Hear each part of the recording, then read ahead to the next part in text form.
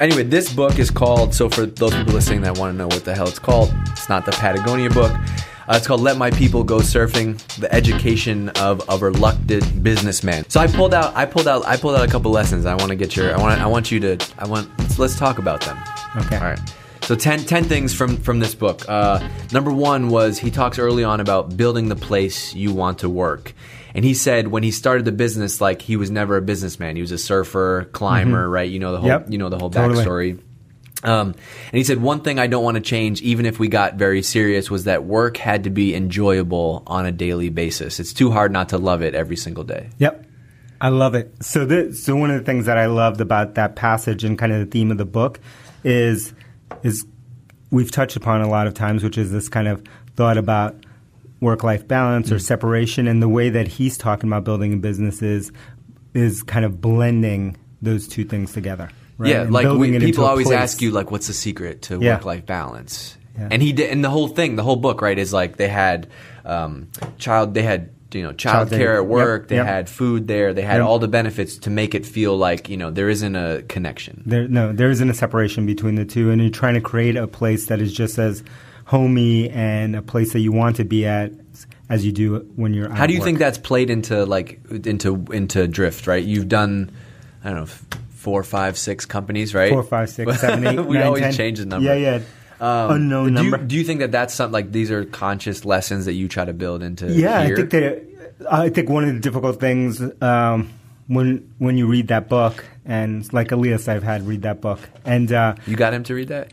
He skimmed through it. Surfing was in the title, yeah. So he was just like, okay, so we can go surfing now, and it's like, he definitely took it so literally. Yeah, read the book. So one of the difficulties in applying this here at Drift and at any company is that as you read the book, it's a journey, right? And so we're trying to paint a vision of where we want to go. Right. That doesn't mean that right now, day 1, day 0, like we have childcare, we go surfing, we go rock climbing. Like it's just like, where do we want to go? Where do we want to steer? And that the same was true for Ivan and his company. It's been a progression. Yeah, and in the early days of the company, it was 2 people, and so if they wanted to go for a hike on a Tuesday afternoon, it's like 2 people no who didn't get paid, who worked out of a shack that they found behind a building, right? And so, like, you got to take these lessons and say, well, how can we apply those over time as we grow and basically have this be the inspiration for what we're trying to build? And this is like, these notes are like, it's like your Bible. So the second one that I pulled out was move fast.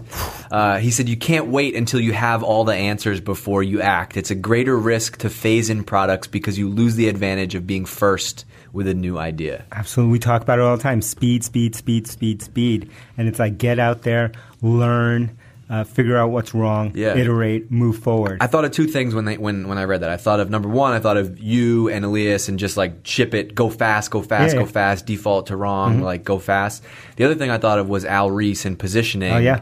And you have to be, to really win, the best thing you can do is be first in somebody's mind. Yep. I was actually reading another book, and I sent DG and a couple people on the team a little video. I'm sending them motivational videos early in the morning. He's trying to step up. No, he's trying to step up. It's like combination motivational. He's trying to step up his video game. So anyway, I recorded a video this morning. I was talking about a book that I love that I'm reading right now. It's called The Greatest Story Ever Told So Far. Okay. And it is by Lawrence Krauss, I believe is his last name. He's a professor. He was a young professor at Yale. He's a physicist and a professor in Arizona State.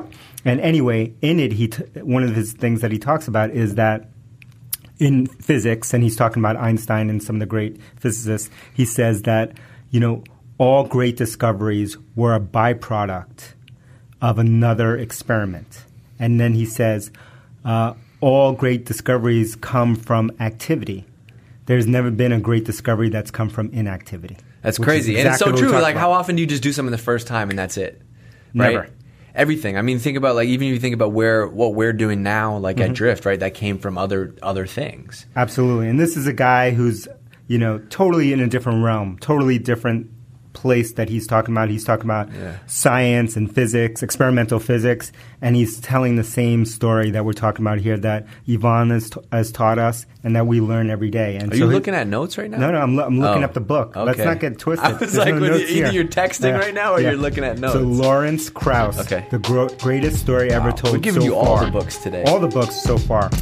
Oh man, this book is blowing my mind. He's an internationally renowned, award-winning theoretical physicist. Let's go. That's deep.